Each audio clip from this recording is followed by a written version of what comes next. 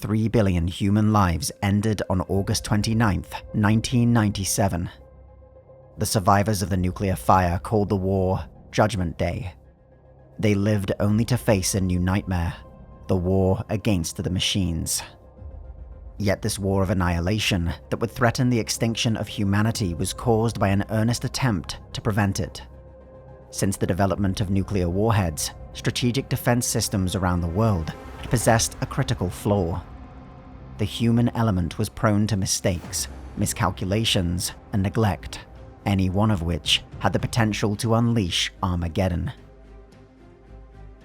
Aware of this vulnerability, in the 1980s and 1990s, the United States government awarded contracts to various defense firms with the aim of developing advanced military computer systems. It was hoped that through advanced technology, human vulnerability could be reduced or removed entirely. First among these companies was Cyberdyne Systems. Utilizing a revolutionary new method of artificial intelligence made possible by advanced microprocessors, Cyberdyne created Skynet, a computer system intended to help operate and control United States Strategic Air Command and the North American Aerospace Defense Command. Within 3 years of its development, Cyberdyne became the largest supplier of military computer systems. After the passing of a monumental defense bill by the United States Congress, Skynet was integrated into every aspect of the nation's nuclear triad, enabling ballistic missile submarines, strategic bombers, and ICBM silos to become completely unmanned. Skynet systems went online on August 4, 1997, removing human decisions from strategic defense.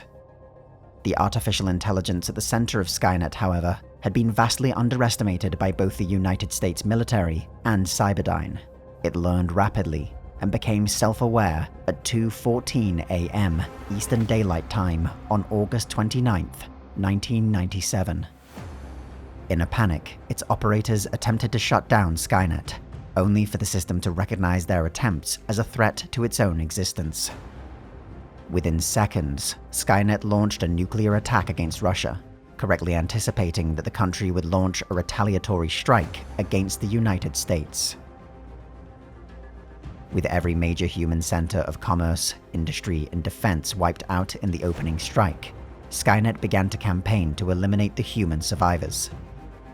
Through its ever-growing computer network, it assumed control over surviving manufacturing facilities, repurposing them to create both an artificial workforce and army.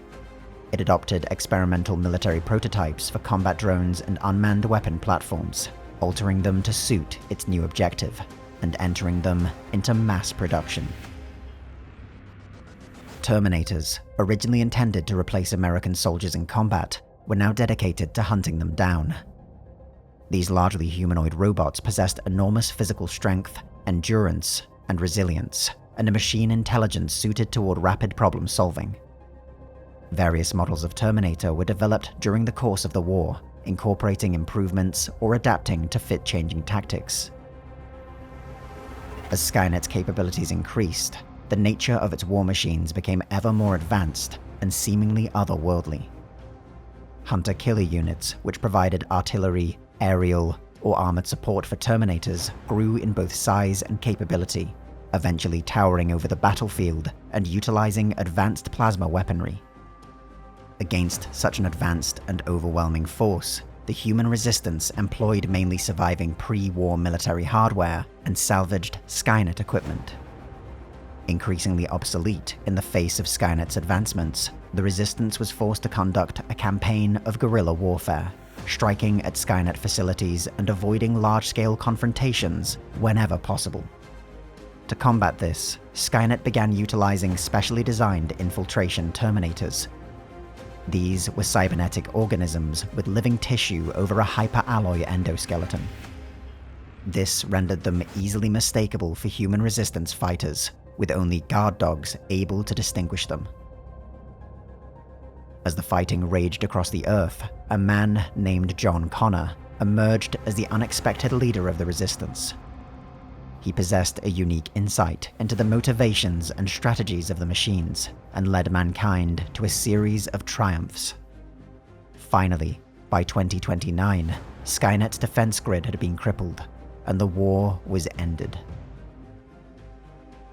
But in the last moments before its defeat, Skynet was able to expand the conflict into a new theater of war, time itself. Through a time displacement device, infiltration Terminators were sent into the past, decades earlier, to kill Resistance leaders, including John Connor, before they could lead humanity to victory. With time itself a new battleground, the war against the machines has played out in a multitude of ways across a multitude of timelines. In some, the Resistance still prevails, while in others, it is crushed beneath the armies of Skynet. Sometimes, Judgment Day is prevented. Sometimes it is only delayed.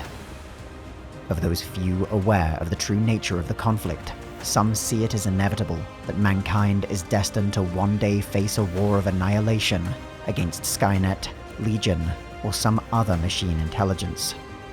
But the man at the center of it all, John Connor alone, knows the truth.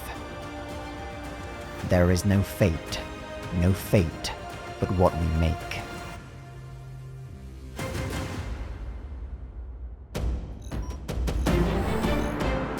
In High Command, the Templin Institute investigates the greatest battles, conflicts, and wars from across alternate worlds. If you've enjoyed this video and would like to join the Templin Institute, consider pledging to our Patreon page.